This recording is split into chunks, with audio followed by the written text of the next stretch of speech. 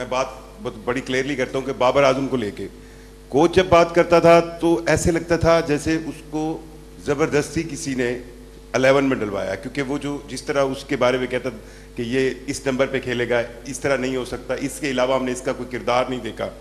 तो अब ये फील आती थी कि शायद कोच और कप्तान को सिलेक्शन कमेटी, स्पेशली आपका नाम जैसे टीवी पे बाद में इसकी तनकीद में आता था कि जी आकिब जावेद डिक्टेट कर रहा है वो जो फाइनल 11 बन रही है। सो इन प्लेयर्स को बाबर को लेके इनकी जो फाइनल 11 में सिलेक्शन थी उसमें आपकी या सिलेक्शन कमेटी की कितनी इनपुट थी?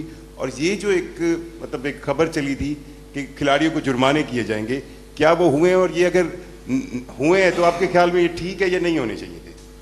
देखिए, जहाँ तक आप बात कर रहे हैं कि जी सिलेक्शन कमेटी की या मेरी इन्वॉल्वमेंट प्लेइंग 11 में, तो हरगिज़ नहीं है। क्योंकि देखें, जब उसको कोच के साथ एक हमारी अंडरस्टैंडिंग है कि 15 कोच और कैप्टन ने मिलके बनाने, प्लेइंग 11 जो है वो कोच और कैप्टन ने मिलके बनानी है, तो उसके बाद फिर हमारा क्या जवाज़ है? हम खुद ही तो उसको ये राइट दे रहे हैं कि आप इस तरह से इस टीम को चलाओ, तो फिर हम उसको क्यों कहेंगे कि आप बाबर को खिलाओ या बाबर को नहीं खिलाओ?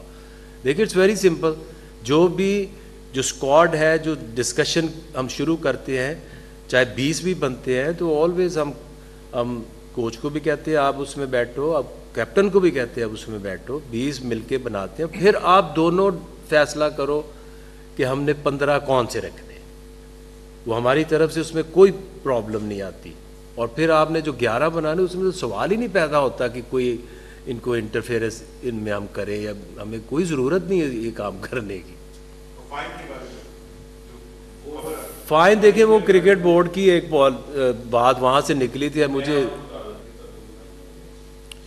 अस्सलाम वालेकुम आकिब भाई, अली अहमद। आकिब भाई पूछना है कि प्लेयर्स को सिलेक्ट करने का क्राइटेरिया क्या है? साद मसूद को आपने सेलेक्ट किया, 4 डे में उनका डेब्यू नहीं हुआ, महज 3 मैचेस उन्होंने खेले हैं। हसीबुल्ला की बात करें, उन्होंने लिस्ट ए में टॉप किया है। अगर गाजी गौरी की बात करें, लिस्ट ए में महज उनके 10 से प्लस मैचेस हैं। तो जिन खिलाड़ियों ने टॉप किया, परफॉर्म किया, आपने उनको सेलेक्ट नहीं किया। आपने शामिल हुसैन को सिलेक्ट कर लिया, लेकिन आपने शजीब खान को सिलेक्ट नहीं किया। तो ये तो ज़रा बता दीजिएगा क्राइटेरिया हमारा क्या है? जो लड़के टॉप कर रहे हैं उनको परफॉर्म नहीं कर रहे, उनको सेलेक्ट नहीं कर रहे, जो लड़के नीचे आप उनको सेलेक्ट कर रहे हैं। देखिए, कई ऐसी, जैसे आपने साद मसूद की बात की है, तो साद मसूद हमारे एक जो शाहीन जो ए टीम है उसके प्रोसेस के अंदर है। आपने एट टाइम देखना होता है कि फ्यूचर में आपको हर एक कैटेगरी का प्लेयर डेवलप भी करना है। जैसे ओवर द इयर्स शादाब का एक बड़ा इम्पैक्ट रहा है टीम के अंदर, wrist spinner who can bat number 6-7। तो इसी तरह से अगर आप देखें तो शाहीन के टूर्स में साद मसूद शामिल होता है। और एट टाइम्स जो वो कम मैच खेलने की बात है ना, वो जैसे ही आप पाकिस्तानी टीम में होते हैं या आप शाहीन्स के टूर पे होते हैं, तो आप बहुत सारे मैचेस एट टाइम मिस कर जाते हैं। और लिस्ट ए स्पेशली आपकी जो लिस्ट है, जो 50 ओवर डोमेस्टिक क्रिकेट है, वो डिपार्टमेंट क्रिकेट सिर्फ खेलते हैं।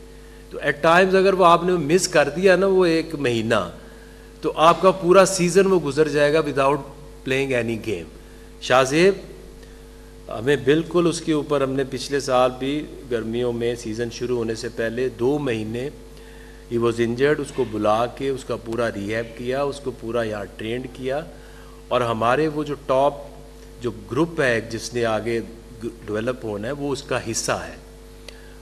हसीबुल्ला वर्सेस गाजी गौरी, इसमें जब विकेट कीपर की बात आती है तो हम सरफराज को हम सब अपने से बहुत बेहतर समझते हैं, इनकी राय भी लेते हैं, और जो स्टैट्स होते हैं वो भी हम देखते हैं। तो इसके बारे में अगर सरफराज आप थोड़ा सा बता दो तो ज़्यादा रेलिवेंट होगा। अस्सलाम वालेकुम सबको। आई थिंक देखें, जो हसीबुल्ला और गाजी गौरी की बात है, अगर आप वैसे देखें तो हमारे पास 3-4 विकेट कीपर जो है ना वो पाइपलाइन में लगे हुए हैं पिछले 2 साल से। हसीबुल्ला खेल रहे हैं, रोहिल नज़ीर खेल रहे हैं, गाजी गौरी खेल रहे हैं। तो प्राइमली यही था कि एक तो करंट फॉर्म जो है वो गाजी गौरी की बहुत ज़बरदस्ती प्रेसिडेंट ट्रॉफी में जो है वो प्ले ऑफ द टूर्नामेंट हुए थे, ठीक है। और रिजवान की हमें रिप्लेसमेंट में हम ये देख रहे थे कि कौन ऐसा विकेट कीपर है जो कि मिडिल ऑर्डर में बैटिंग भी कर सके और उस रिजवान को कहीं जगह इंजरी हो जाए तो उसको रिप्लेस कर सके। जो प्राइमरी जो बैटिंग ऑर्डर था, रिजवान मिडिल ऑर्डर में बैटिंग करते हैं, और गाजी गौरी भी ऐसे ही थे जो कि मिडिल ऑर्डर में हमें ऐसा लगता था कि एट द मोमेंट जो है वो विकेट कीपर में बेस्ट चॉइस हैं, जो कि रिजवान के साथ जा सकते हैं। क्योंकि हमें एक डेवलपमेंट जैसे 4-5 लड़के जो हैं वो इस टूर पर नहीं गए, नए लड़के गए हैं, तो डेवलपमेंट के तौर पर जो है वो गाजी गौरी जो है वो एक बेस्ट ऑप्शन था, जो कि परफॉर्मेंस जो करंट परफॉर्मेंसेस थी, और उसके अलावा जो हमारे सेटअप में कीपर चल रहे हैं, सारे कीपर देखें कहीं ना कहीं खेल रहे हैं। हसीबुल्ला भी जो है पहले पाकिस्तान टीम का पार्ट रहे हैं, 4-5 महीने आकिब भाई ने उनको नेशनल क्रिकेट अकेडमी में बुला के, रिसेंटली उनकी करंट फॉर्म इतनी अच्छी नहीं थी, लेकिन वो भी अभी सेटअप का ऐसे हमारी सबकी अभी ये डिस्कशन हुई है कि जितने भी हमारा यंग लॉट है उनको अभी जो हमने हमारा जो 3-4 महीने अभी आगे सीज़न में फ्री हो रहे हैं, हमारी नेशनल क्रिकेट अकेडमी रिवाइव हो गई है, तो इंशाल्लाह सबको बुला के वहाँ पे देखेंगे, और फिर जो एक बंच ऑफ प्लेयर्स है वो दोबारा निकाल के 2027 के लिए ट्राई करेंगे उसको।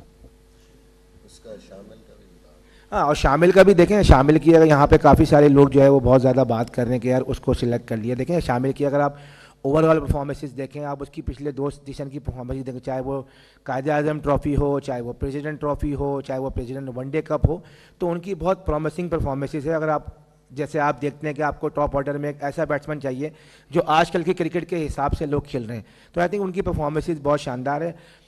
बैड लक हो जाती है किसी प्लेयर की परफॉर्मेंस नहीं कर पाता ऊपर लेवल पर जाके। बहुत सारे ऐसे प्लेयर जो कि बहुत अच्छा परफॉर्म करते हैं डोमेस्टिक क्रिकेट में, लेकिन इंटरनेशनल क्रिकेट में शायद उनको एक्सपोजर आने में टाइम लगता है।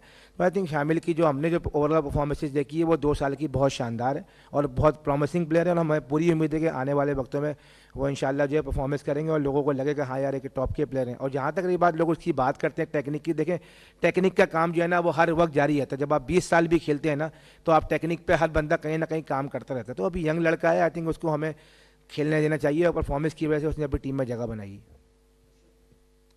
आकिब, जब T20 वर्ल्ड कप से पहले टीम अनाउंसमेंट हुई थी तो उस वक्त भी मैंने